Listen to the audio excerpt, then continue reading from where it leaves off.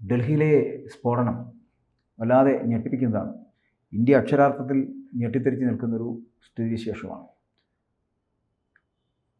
ചാന്ദിനി ചൗക്കാണ് അവർ ലക്ഷ്യമിട്ടിരുന്നതെങ്കിലും അതിന് മുൻപ് അത് പൊട്ടിത്തെറിച്ചു. ചാന്ദിനി ചൗക്കിലായിരുന്നെങ്കിൽ നമ്മൾ ഈ പറയുന്നതിനേക്കാളേറെ വലിയ ദുരന്തമുണ്ടായനെ, വലിയ നാശനഷ്ടമുണ്ടായനെ. ഇതിനകത്ത് പല രംഗങ്ങളിലും ഇപ്പോൾ ഇന്ത്യ കുതിച്ചു വരുന്ന ഒരു സമയമാണ്. കാരണം ഇപ്പോൾ നമുക്കറിയാം, ഇന്ത്യ കടന്നു പോകുന്നത് അത്തരത്തിലൊരു വലിയ മേഖലയിലൂടെയാണ്. സാമ്പത്തിക രംഗത്ത് ഗൂഗിൾ ഉൾപ്പെടെ ലോകത്തെ മുൻനിര ബഹുരാഷ്ട്ര കമ്പനികളടക്കം നമ്മുടെ ഇന്ത്യയിൽ നിക്ഷേപം നടത്താനായിട്ട് അല്ലെങ്കിൽ നിക്ഷേപകരാകാൻ തയ്യാറെടുക്കുമ്പോഴാണ് ഇവിടെ ഇന്ത്യ ഒട്ടും സുരക്ഷിതമല്ല എന്നുള്ള തരത്തിൽ തെളിയിക്കേണ്ടത് ഈ നിക്ഷേപം നഷ്ടപ്പെടുന്ന രാജ്യങ്ങളുടെ കൂടി ആവശ്യമാണ് എന്നുള്ളതാണ്. അത്തരത്തിലേക്കൊരു സ്ഥിതിവിശേഷത്തിലേക്കാണ് ഈ സ്ഫോടനം നമ്മളെ ചിന്തിപ്പിക്കുന്നത്. കഴിഞ്ഞ കുറേ വർഷങ്ങളായി നമ്മുടെ രാജ്യം സ്ഫോടനങ്ങളോ അതുപോലെയുള്ള ആക്രമണങ്ങളോ ഒന്നും ഇല്ലാതെ ഏതാണ്ട് സമാധാനപരമായി കടന്നു പോകുന്ന ഒരു കാലഘട്ടമായിരുന്നു. അതെ. അപ്പോൾ സ്വാഭാവികമായിട്ടും ഇന്ത്യക്കാരും വിദേശ രാജ്യങ്ങളുമൊക്കെ കരുതി ഏതാണ്ട് തീവ്രവാദവും ഭീകരാക്രമണവുമൊക്കെ ഇന്ത്യയിൽ നിന്നും പൂർണ്ണമായി തുടച്ച് മാറ്റപ്പെട്ടു എന്നൊരു ധാരണ എല്ലാവർക്കും ഉണ്ടായിരുന്നു. അതിൽ ഏറ്റവും കൂടുതലുണ്ടായത് ഇന്ത്യക്കാർക്ക് തന്നെയാണ്. നമുക്കിനി ഭയക്കാനൊന്നുമില്ല, ഏതാണ്ട് എല്ലാം സുരക്ഷിതമായി. പക്ഷേ പെട്ടെന്ന് ഒരു പ്രാധാന്യവും, സാധാരണ ഈ റിപ്പബ്ലിക് ഡേയ്ക്കോ സ്വാതന്ത്ര്യദിനത്തിനോ തലേ ദിവസങ്ങളിലൊക്കെ ഇത്തരം സംഗതികൾ പലപ്പോഴും സംഭവിക്കുന്നത് അങ്ങനെയാണ്. ഇന്നലത്തെ ദിവസത്തിന് മെനഞ്ഞാന്ന് നടക്കുന്ന സമയത്ത് അങ്ങനെയുള്ള ഒരു പ്രാധാന്യവുമുള്ള ഒരു ദിവസവുമല്ല. പിന്നീട് പ്രധാനമന്ത്രി രാജ്യത്തില്ല. അയൽ രാജ്യമായ ഭൂട്ടാനിൽ സന്ദർശനത്തിന് ഉള്ള സമയത്താണ് ഇതിവിടെ നടക്കുന്നത്. പിന്നീട് ഇത് ചെങ്കോട്ടയ്ക്ക് അകത്തുമല്ല, പാർലമെൻറ്റ് ആക്രമണം നമ്മൾ കണ്ടിട്ടുണ്ട്. അതൊക്കെ ഒരു പക്ഷേ വ്യക്തമായ ലക്ഷ്യങ്ങളോടുകൂടിയാണ്.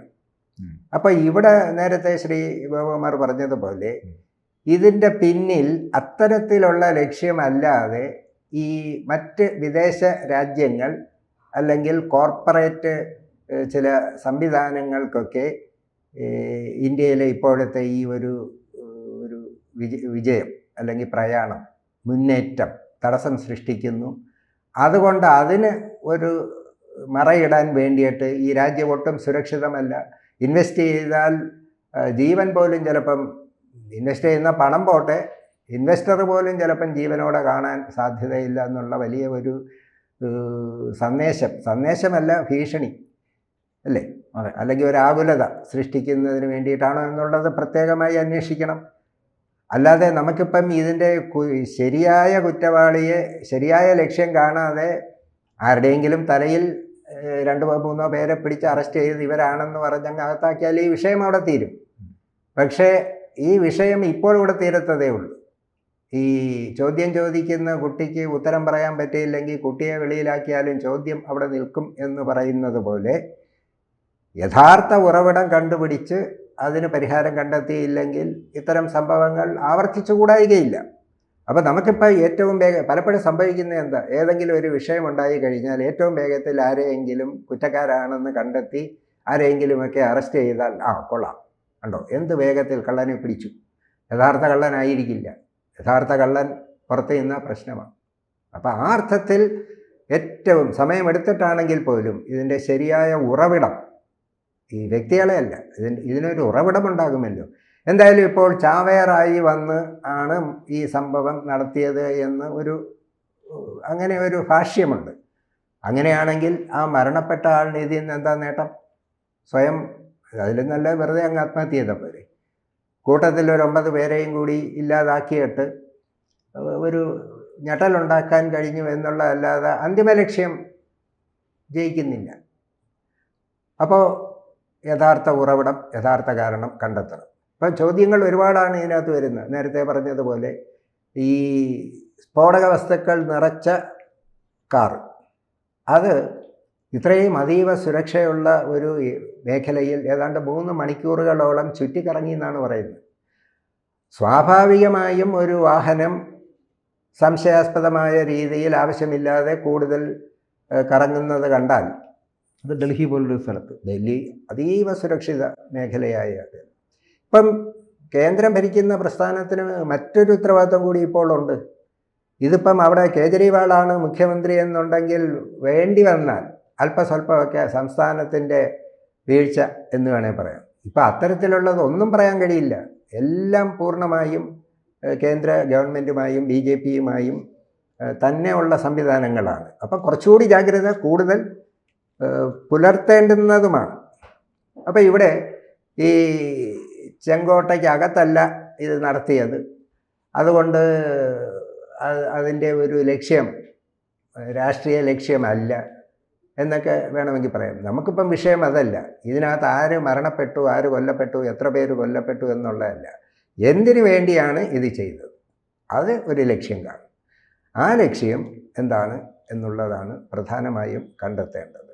ഇവിടെ ഫരീദാബാദിൽ ആണല്ലോ ഏതോ ഒരു ഡോക്ടറുടെ കാറിൽ നിന്നും സ്ഫോടക വസ്തുവൊക്കെ കണ്ടുപിടിച്ചു എന്ന് പറയും. പക്ഷെ അതേ സമയം തന്നെ, അല്ലെങ്കിൽ അതിനോടനുബന്ധിച്ചുള്ള സമയത്താണ് ഡൽഹിയിൽ ഇവിടെ ചെങ്കോട്ടയ്ക്ക് വെളിയിലും ഈ സംഭവം നടക്കുന്നത്. അപ്പോൾ എവിടെയെങ്കിലും ഒരു സ്ഫോടക വസ്തു കണ്ടുപിടിച്ചാൽ സ്വാഭാവികമായിട്ടും ഉടൻ തന്നെ അനുബന്ധ പ്രദേശത്ത്, പ്രത്യേകിച്ച് സ്പെഷ്യൽ സെക്യൂരിറ്റി ഉള്ളിടത്ത് അലേർട്ടാവണം. അല്ലാതെ അവിടെയല്ലേ പിടിച്ചത് എന്ന് പറഞ്ഞ് നമ്മൾ ഏകദേശം 3000 കിലോളം വരുന്ന സ്ഫോടക വസ്തുക്കളാണ് പിടിച്ചെടുത്തത്. അതെ. ഇനി നമ്മൾ മറ്റൊന്ന് കൂടി നോക്കുക. ഈ പുൽവാമ എന്ന വാക്ക് ഇപ്പം വീണ്ടും നമ്മുടെ ഓർമ്മയിൽ വരിക. പുൽവാമക്കാരനായ ഡോക്ടറുമായി ബന്ധപ്പെട്ടാണ്. ഇതേ പുൽവാമയിലല്ലേ നമ്മളുടെ 22ഓളം സൈനികരുടെ ജീവിതം പോയത്. അത് ഇതേപോലെ സ്ഫോടക വസ്തു അല്ലായിരുന്നു. സ്ഫോടക വസ്തു കയറ്റിയ ട്രക്ക് ഇടിച്ച് കയറ്റി ആണ്. അത് അവിടെയും ഒരു വിഷയമുണ്ട്. അവിടെ ഒരു മുന്നറിയിപ്പ് ഉണ്ടായിരുന്നു, എയർലിഫ്റ്റ് ചെയ്യണം എന്നുള്ളിടത്ത് എയർലിഫ്റ്റ്, അതിനിപ്പോൾ നമുക്ക് പല പല കാരണങ്ങൾ പറയാം. സാങ്കേതിക തടസ്സമുണ്ടെന്നോ അതല്ല മനഃപൂർവ്വമാണെന്നോ ഒക്കെ അവരവരുടെ ഇഷ്ടത്തിനനുസരിച്ച് പറയാം. പക്ഷേ സത്യസന്ധമായ ഒരു കാരണമേ കാണുകയുള്ളൂ. എന്തുമായിക്കൊള്ളട്ടെ, എയർലിഫ്റ്റ് ചെയ്തില്ല. പക്ഷേ നമ്മുടെ രാജ്യത്തിന് നടുക്കിയ ഒരു സംഭവമല്ലേ. അതും രാജ്യത്തിനെ രക്ഷിക്കേണ്ടുന്ന അത്രയും പേരുടെ ജീവിതം പോവുക എന്ന് പറഞ്ഞാൽ നമ്മുടെ രാജ്യത്തായതുകൊണ്ടാണ് അത് അത്ര വലിയ ഒരു സംഭവമായിട്ട്. വേറെ വല്ല രാജ്യത്തുമാണെന്നുണ്ടെങ്കിൽ അത് അതീവമായ വിഷയമാണ്. പഹൽഗാം, പുൽവാമ, ഇങ്ങനെ നിരന്തരം. സത്യത്തിൽ ഇവിടെ സുരക്ഷ എന്ന് പറയുന്നത് പലപ്പോഴും സുരക്ഷാ വീഴ്ചകൾ വളരെ കൃത്യമായിട്ടുണ്ടാകുന്നു. ആ സുരക്ഷാ വീഴ്ചകൾ ഉണ്ടാകുമ്പോൾ ആണ് ഇത്തരത്തിലുള്ള ആക്രമണങ്ങൾ. ഇപ്പോൾ പഹൽഗാമിലൊക്കെ നമ്മൾ കണ്ടതാണ്. ഇപ്പോൾ താങ്കൾ പറഞ്ഞ പോലെ പുൽവാമയൊക്കെ അതിൻ്റെ ചില ഉദാഹരണങ്ങൾ മാത്രമാണ്. ഇത് അവസാനിക്കുന്നില്ല. നമ്മൾ ആദ്യം പറഞ്ഞ പോലെ ഭീകരാക്രമണങ്ങൾ അല്ലെങ്കിൽ ഇത്തരത്തിലുള്ള സ്ഫോടനങ്ങൾ എന്ന് പറയപ്പെടുന്ന കുറച്ചു കാലമായിട്ട് ഇല്ല എന്ന് പറയപ്പെടുമ്പോഴും പല മേഖലകളിലും സുരക്ഷാ വീഴ്ചകൾ ഉണ്ടാകുന്നുണ്ട്. ഇപ്പോൾ താങ്കൾ ആദ്യം സൂചിപ്പിച്ച ഫരീദാബാദിൽ നിന്ന് 3000 കിലോളം വരുന്ന സ്ഫോടക വസ്തുക്കൾ പിടിച്ചെടുക്കുമ്പോൾ ഒന്നുകിൽ അതുമായി ബന്ധപ്പെട്ട് വരുന്ന എല്ലാ സംസ്ഥാനത്തും അല്ലെങ്കിൽ നമ്മുടെ രാജ്യത്തിൻ്റെ മുഴുവൻ ഭാഗങ്ങളിലും, ഇനി തലസ്ഥാന നഗരി ഉൾപ്പെടെയുള്ളവർ വളരെ ജാഗ്രത പുലർത്തേണ്ടതാണ്. ഒപ്പം തന്നെ വളരെ കൃത്യമായിട്ടുള്ള സുരക്ഷാ ക്രമീകരണങ്ങൾ ഏർപ്പെടുത്തേണ്ടത്. പക്ഷേ നമ്മുടെ സുരക്ഷാ ക്രമീകരണങ്ങൾ പാളിപ്പോകുന്നുണ്ടോ? നമ്മൾ ആഭ്യന്തര സുരക്ഷയാണ്. നമുക്ക് 2 തരം സുരക്ഷയുണ്ട്. നമ്മളുടെ അതിർത്തികളൊക്കെ അതീവ സുരക്ഷിതമാണ്. അതിർത്തിയിൽ നിന്നുള്ളതൊന്നുമല്ല ഇപ്പോൾ സംഭവിക്കുന്നത്. അതിർത്തിയിൽ നിന്ന് വന്നതിനെയൊക്കെ മണിക്കൂറുകൾ വെച്ച് നമ്മൾക്ക് തകർക്കാൻ കഴിഞ്ഞു. പക്ഷേ അതിന് നമ്മൾക്ക് കുറച്ചുകൂടി എളുപ്പവുമാണ്. അത് മാത്രമല്ല, അതിൽ പെട്ടെന്ന് നമ്മളുടെ സിവിലിയൻസിന് വലിയ ജീവിതം നഷ്ടപ്പെടില്ല. പട്ടാളക്കാർക്കായിരിക്കും പലപ്പോഴും അതിൻ്റെ ഇത് വരുന്നത്. ഇവിടെ വെറും സാധാരണക്കാരായ ആൾക്കാരുടെ ജീവിതമാണ് പോകുന്നത്. അപ്പോൾ ആ അതിർത്തി സംരക്ഷിക്കുന്നതിനോടൊപ്പം, അല്ലെങ്കിൽ ഒരുപക്ഷെ അതിനേക്കാൾ സുരക്ഷിതമായി നോക്കേണ്ടത് നമ്മളുടെ ഇത്തരത്തിലുള്ള തിരക്കേറിയ അതീവ സുരക്ഷിതമായിട്ടുള്ള പ്രദേശങ്ങളുണ്ട്, സ്ഥാപനങ്ങളുണ്ട്. അവിടെയാണ് നമ്മൾക്ക് കൂടുതൽ ഇത് കൊടുക്കേണ്ടത്. അക്കാര്യത്തിൽ സുരക്ഷാ വീഴ്ച ഉണ്ടോ എന്ന് ചോദിച്ചാൽ, ഇങ്ങനെ ഒരു സംഭവം ഉണ്ടാകുമ്പോൾ പ്രഥമ ദൃഷ്ടിയ ആരും വീഴ്ച ഉണ്ട് എന്നല്ലേ പറയാൻ പറ്റൂ. കാരണം ഇതിപ്പോൾ ഇത് മനഃപൂർവ്വം ചെയ്യില്ല. ഇത് മാത്രമല്ലല്ലോ, നമ്മൾ ഈ പറഞ്ഞ പുൽവാമയാണെങ്കിലും പഹൽഗാമിലാണെങ്കിലും ഒക്കെ സംഭവിക്കുന്നതാണ്. പഹൽഗാമിലൊക്കെ നുഴഞ്ഞു കയറാൻ കഴിയാത്ത ഇടങ്ങളിലേക്കാണ് നുഴഞ്ഞു കയറി വെടിവെച്ചിരിക്കുന്നത്. അതെ. അപ്പോൾ അത്തരത്തിലും അതൊരു അത് ഈ പറയുന്ന പോലെ ഒരു വിനോദസഞ്ചാര കേന്ദ്രം കൂടിയായിരുന്നു. അവിടെയായിരുന്നു അത്തരത്തിലൊരു സ്ഥിതിവിശേഷം ഉണ്ടായത്. ഇതൊക്കെ അപ്പോൾ എന്തുകൊണ്ടായിരിക്കും സംഭവിക്കുന്നതാണ്? അപ്പോൾ അത്രത്തോളം ശക്തമല്ലേ നമ്മുടെ സുരക്ഷകളെന്ന് പറയുന്നത്? മറ്റൊന്ന്, നേരത്തെ ഞാൻ ആദ്യം സൂചിപ്പിച്ചതുപോലെ ഇന്ത്യ ഇങ്ങനെ കുതിച്ചുയർന്നുകൊണ്ടിരിക്കുന്നു, വ്യാവസായിക വിപ്ലവം നടത്താൻ പോകുന്നു, വലിയ നിക്ഷേപങ്ങൾ വരാൻ പോകുന്നു. ഈ നിക്ഷേപങ്ങളൊക്കെ വരുമ്പോൾ അതിൻ്റെ സാധ്യതകൾ വളരെ വലുതാണ്. ഇന്ത്യ ചിലപ്പോൾ ഒരു 2030 കൂടി തന്നെ സാമ്പത്തിക രംഗത്ത് തന്നെ 3-ാം സ്ഥാനത്തേക്ക് എത്താൻ കഴിയുന്ന തരത്തിലേക്ക് കുതിച്ചുയരുകയും ചെയ്യുന്നുണ്ട്. അതൊക്കെ കാണുമ്പോൾ നഷ്ടം സംഭവിക്കുന്ന മറ്റു പല ലോകരാജ്യങ്ങളുമുണ്ട്. അവരുടെ ഒരു ഇടപെടലുണ്ടോ? അതുമാത്രമല്ല, ഇതിനകത്ത് ജെയ്ഷയുടെ ഇപ്പോൾ നമുക്കറിയാം, ഇപ്പോൾ ജെയ്ഷെ മുഹമ്മദിലേക്കാണ് ഇതിൻ്റെ അന്വേഷണം എത്തിയിരിക്കുന്നത്. Lashkar A Taiba, Islamic state, IS പോലുള്ള ഇങ്ങനെയുള്ള ഇഷ്ടംപോലെ ഭീകരവാദ സംഘടനകളുണ്ട്. അത് നിലവിലെ സാഹചര്യത്തിൽ എല്ലാ മേഖലകളിൽ നിന്നും നുഴഞ്ഞു കയറി, അത് അഫ്ഗാനിസ്ഥാൻ്റെയും താലിബാൻ്റെയും പാകിസ്ഥാൻ്റെയും ഇടങ്ങളിൽ നിന്ന് നുഴഞ്ഞു കയറി ഇന്ത്യയിലേക്ക് ആക്രമണത്തിനുള്ള സാധ്യതകൾ പലപ്പോഴും ഉണ്ടാക്കിയിട്ടുണ്ട്. ഇപ്പോൾ നമ്മളിത് അറിയുന്നില്ല എന്നുള്ളതാണ്. നുഴഞ്ഞുകയറ്റം നടക്കുന്നുണ്ട്. താങ്കൾ പറഞ്ഞ പോലെ നമ്മുടെ അതിർത്തികളെല്ലാം ശക്തമാണ്. നമ്മുടെ പട്ടാളം അത്രയും അതീവ ജാഗ്രതയോടുകൂടി തന്നെയാണ് നോക്കുന്നത്. പക്ഷെ പല സ്ഥലങ്ങളിലും ആഭ്യന്തര സുരക്ഷ എന്ന് പറയപ്പെടുന്ന പാളിപ്പോകുന്നുണ്ട്. അവിടെയാണ് നമ്മൾക്ക് കൂടുതൽ ഇനിയെങ്കിലും എത്ര പേരുടെ ജീവിതം നഷ്ടപ്പെട്ടിരിക്കുന്നു ഇതിനോടകം, അതെല്ലാം കൂടി കണക്കിലെടുത്ത് ഇനി നമ്മൾക്ക് നമ്മളുടെ സർക്കാരിനും ജനങ്ങൾക്കും, ഇതിനകത്ത് സർക്കാരിന് മാത്രമല്ല ജനങ്ങൾക്കും ഉത്തരവാദിത്വമുണ്ട്. ഇപ്പം സംശയാസ്പദമായ രീതിയിൽ ഉള്ള പ്രവർത്തനങ്ങളോ കാര്യങ്ങളോ ഒക്കെ നടക്കുകയാണെന്നുണ്ടെങ്കിൽ നമ്മൾക്ക് അറിയിക്കേണ്ടവരെ അറിയിക്കാം. കാരണം ഈ കുഗ്രാമങ്ങളിലോ വലിയ ആൾപ്പാർപ്പില്ലാത്തടത്തോ ഒക്കെ ആയിരിക്കും ഇതിൻ്റെ ഗൂഢാലോചനയോ കാര്യങ്ങളോ ഒക്കെ ചിലപ്പോൾ നടക്കുന്നത്. നമ്മൾക്ക് പോലും ചിലപ്പോൾ ചില സംഗതികളോ ചില വ്യക്തികളോ ചില സാഹചര്യങ്ങളോ കാണുമ്പോൾ സംശയം തോന്നും. പക്ഷേ നമ്മളുടെ നാട്ടിലെ ചില പ്രത്യേക നിയമപരമായ കുഴപ്പങ്ങൾ കാരണം നമ്മളിനി എന്തെങ്കിലും സൂചിപ്പിച്ച് പുലിവാലാവും.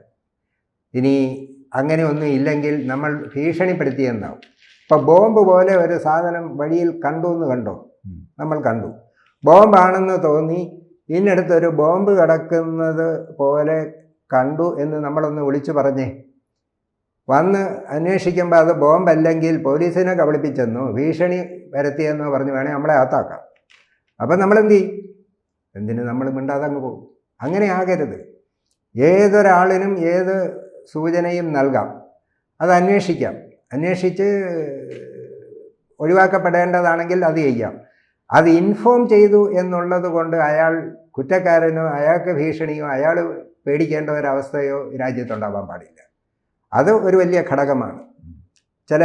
ഇപ്പോൾ തന്നെ നമ്മൾ പറഞ്ഞ് കേൾക്കാറുണ്ട്, പലപ്പോഴും ചില ദേവാലയങ്ങൾ, മത ആലയങ്ങൾ അതൊക്കെ കേന്ദ്രീകരിച്ചും ഒക്കെ പലപ്പോഴും ഇത്തരം കാര്യങ്ങളൊക്കെ സംഭവിക്കും. അപ്പോൾ അത്തരം കാര്യങ്ങളൊക്കെ വരുമ്പോൾ ഇതൊക്കെ അറിയിച്ചാൽ അറിയിക്കുന്ന ആളിന് ഭീഷണി ഉണ്ടാകാതെയും ആ ആൾ കുറ്റവാളിയാകാതെയും നോക്കേണ്ടുന്ന സംവിധാനം കൂടിയൊക്കെ ഉണ്ടായാൽ ഒരു പരിധിവരെ ഇത് കണ്ടുപിടിക്കാൻ കഴിയും. എന്തായാലും ഒരു കാര്യം ഉറപ്പാണ്, ഇന്ത്യ മുന്നേറുകയാണ്. ഇന്ത്യക്കെതിരെ പ്രശ്നങ്ങൾ മുഴുവൻ പുറത്തു നിന്നുള്ളതാണ്. പക്ഷേ പുറത്തു നിന്നാണെങ്കിലും അത് നടപ്പിലാക്കുന്നത് ഇന്ത്യക്കുള്ളിൽ കയറിയിട്ടാണ്. അതിന് ഇന്ത്യക്കുള്ളിലുള്ളവരുടെയും സഹായം കാണും, പുറത്തുനിന്നുള്ളവരുടെ സഹായം. പക്ഷേ ഈ പറഞ്ഞ പോലെ നമ്മൾ ഒരു പഹൽഗാമാണെങ്കിലും അല്ലെങ്കിൽ അതുപോലുള്ള ആക്രമണങ്ങൾ ഉണ്ടാകുമൊക്കെ നമ്മുടെ തിരിച്ചടി ഭയങ്കര ശക്തമാണ്. ഇന്ത്യ ഓപ്പറേഷൻ സിന്ദൂർ അടക്കം അത്തരത്തിൽ വളരെ പെട്ടെന്ന് നടത്തുന്ന ഓരോ ഓപ്പറേഷൻസുകളാണ്. ഇപ്പോൾ ഇതിനും ഒരു തിരിച്ചടി നൽകേണ്ട സ്ഥിതിവിശേഷം. എന്തായാലും ഇന്ത്യ വെറുതെ ഇരിക്കില്ലല്ലോ, അങ്ങനെ തോന്നുന്നുണ്ടോ? തിരിച്ചടി പാടില്ല. തീർച്ചയായിട്ടും ഇതിന് തിരിച്ചടി ഉണ്ടാകണം. പക്ഷേ അവിടെയാണ് തിരിച്ചടി കിട്ടേണ്ടവർക്ക് തന്നെ കിട്ടണം, അല്ലാതെ ആർക്കെങ്കിലും കൊടുത്തിട്ട് കാര്യമില്ല. അപ്പം നമ്മൾ നേരത്തെ സൂചിപ്പിച്ച അതാണ്, ഇതിനൊരു തിരിച്ചടി ഉണ്ട്. നമ്മൾ സാധാരണ ജനങ്ങളെ സംബന്ധിച്ചിടത്തോളം വികാരപരമായിട്ടാണ് ചിന്തിക്കുന്നത്. നമ്മളുടെ 9 പേരെ 12 പേരെ, ഈ നമ്മൾ എന്ന് പറയുമ്പോൾ കൊന്നതും മരിച്ചതും എല്ലാം ചിലപ്പോൾ ഇന്ത്യക്കാർ തന്നെ ആയിരിക്കുമല്ലോ. അപ്പോൾ അങ്ങനെയാണെങ്കിൽ പോലും നമ്മളുടെ രാജ്യത്തെ നടുക്കിയ ഒരു വലിയ വിഷയം എന്നുള്ള നിലയിൽ നമ്മൾക്ക് ആരെയെങ്കിലും ഇതിൻ്റെ കുറ്റക്കാരായി കണ്ടെത്തണം. അത് കുറ്റക്കാരായി ആരെങ്കിലും കണ്ടെത്തിയാൽ പോരാ. അല്ല, തിരിച്ചടി ശക്തമായിട്ട് നൽകേണ്ടത് തന്നെയാണ്.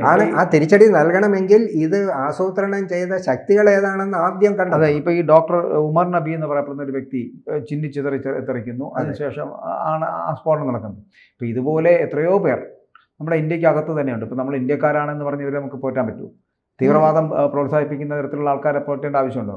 സ്പോട്ടിൽ വെടിവെച്ച് കൊല്ലേണ്ടല്ലേ ഇവന്മാരെ പോലെ ആണ്. പക്ഷേ നമ്മുടെ നാട്ടിൽ നിർഭാഗ്യവശാൽ, അതല്ലെങ്കിൽ ഭാഗ്യവശാൽ, കാരണം രണ്ടും പറയേണ്ടി വരും, ഈ എന്തെങ്കിലും ഒരു സംഭവം നടന്നു അല്ലെങ്കിൽ നടത്താൻ ശ്രമിക്കുന്നു എന്നുള്ള നിലയിൽ ആ സ്പോട്ടിൽ തന്നെ വെടിവെച്ച് കൊല്ലാം. പക്ഷേ നമ്മളുടെ നിയമ സംവിധാനത്തിൽ പ്രധാനമന്ത്രിയെയും രാഷ്ട്രപിതാവിനെയും ഒക്കെ വെടിവെച്ച് കൊന്നവരെ തന്നെ എത്ര അന്വേഷണവും തെളിവും ഒക്കെ കിട്ടിയാൽ മാത്രമേ എന്തെങ്കിലും ചെയ്യാൻ പറ്റുകയുള്ളൂ. സ്പോട്ടിൽ ആ ഒരു പെൺകുട്ടിയെ, ഒരു ഡോക്ടറെ, നമ്മൾ കർണാടകയിലോ എവിടെയോ ആയിരുന്നു തോന്നുന്നു, കൂട്ട പീഡനത്തിന് ഇരയാക്കി രക്ഷപ്പെടാൻ ശ്രമിച്ചവരെ പോലീസ് ഓഫീസർമാർ വെടിവെച്ച് കൊന്നു. വലിയ വിവാദമായി. അവരെ വെടിവെച്ച് കൊല്ലുകയല്ല, പിടിക്കണം, പിന്നെ അത് നിയമത്തിൻ്റെ മുമ്പിൽ തെളിവ് കൊണ്ടുവന്ന് സാക്ഷി കൊണ്ടുവന്ന് ഒക്കെ നമ്മൾ പറയും. അത് നമ്മുടെ നിയമ സംവിധാനത്തിൻ്റേതാണ്. ഇത്തരം സന്ദർഭങ്ങളിൽ അത്തരം ഒരു വ്യക്തിക്ക് കിട്ടേണ്ടുന്ന സ്വാഭാവിക നിയമവും പരിരക്ഷയും ഒന്നും ഇത്തരം വ്യക്തികൾക്ക് കൊടുക്കേണ്ട ഒരാവശ്യവുമില്ല. പക്ഷേ ഒരു രാജ്യത്ത് രണ്ട് തരം നിയമം കൊണ്ട് വെക്കാൻ പറ്റാത്തത് കൊണ്ട് നമ്മൾ തെളിവ്, സാക്ഷി. ഇതിപ്പോൾ ചാന്ദിനി ചൗക്കിലാണ്, ഇവിടെയല്ല, ഈ ട്രാഫിക് ബ്ലോക്കിലല്ല, പകരം കുറച്ചുകൂടെ മുമ്പിലോട്ട് ചാന്ദിനി ചൗക്കിലാണ് നടന്നിരുന്നെങ്കിൽ വലിയ ഭീകരമായിട്ടുള്ള അന്തരീക്ഷം ഉണ്ടായി. തീർച്ചയായും ഒരുപാട് പേർ മരണപ്പെട്ടു. കാരണം ചാന്ദിനി ചൗക്ക് ബസാറാണ്, അതിനകത്ത് വലിയ തിരക്കുള്ള സമയമാണ്. അതെ. അപ്പോൾ ഇത് നിയന്ത്രിക്കപ്പെടേണ്ടത് വളരെ അത്യാവശ്യമായിട്ടുള്ള സാധനമാണ്. നമ്മൾ തിരിച്ചടി എത്രയും പെട്ടെന്ന് ലഭിക്കുക. അത് മാത്രമല്ല, ഈ ഭീകരാക്രമണങ്ങൾ ഉണ്ടാകുന്നതിനെ ഏത് വിധേനയും ചെറുത്ത് തോൽപ്പിക്കുക എന്നതാണ് നമ്മൾ ഇനി ചെയ്യേണ്ടത്.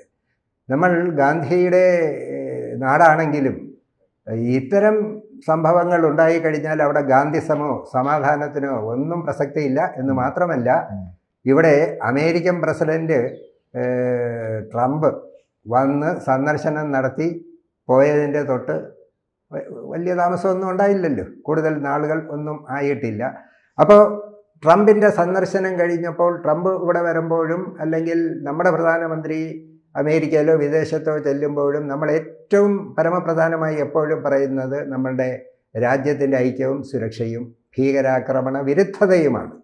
അങ്ങനെ നമ്മൾ പറഞ്ഞ് ഏതാണ്ട് നമ്പർ 1 പോലെ അക്കാര്യത്തിൽ നിൽക്കുമ്പോഴാണ് ഈ സംഭവം ഉണ്ടായിരിക്കുന്നതെന്നുള്ളത് പ്രത്യേകം നമ്മൾക്ക് ചൂണ്ടിക്കാണിക്കേണ്ടതും ആണ്. അപ്പോൾ ട്രംപ് വിചാരിച്ചാലോ അല്ലെങ്കിൽ അമേരിക്ക വന്ന് ഇവിടുത്തെ ആഭ്യന്തര സുരക്ഷിതത്വമൊന്നും ഉറപ്പാക്കി തരാൻ പറ്റില്ല. അവർ വന്ന് സപ്പോർട്ട് ചെയ്യാനൊക്കെ പറ്റൂ. നമ്മളുടെ ഇൻറ്റേർണൽ സെക്യൂരിറ്റി നമ്മുടെ ഗവൺമെൻറ്റിലും നമ്മളുടെ പട്ടാളത്തിലും ഒക്കെ തന്നെയാണ്. അത് കൂടുതൽ അതിർത്തി സംരക്ഷിക്കുന്നതിനേക്കാൾ കൂടുതൽ പ്രാധാന്യം ജനങ്ങളുടെ ജീവനും രാജ്യത്തിൻ്റെ സ്വത്തും സംരക്ഷിക്കുന്നതിന്, ആഭ്യന്തര സുരക്ഷിതത്വത്തിന് വേണ്ടി കൂടുതൽ ശ്രദ്ധിക്കുകയും താല്പര്യമെടുക്കുകയും ചെയ്യണം എന്നുള്ളതാണ് ഇന്ത്യക്കാരുടെ മൊത്തം ഒരു വികാരം.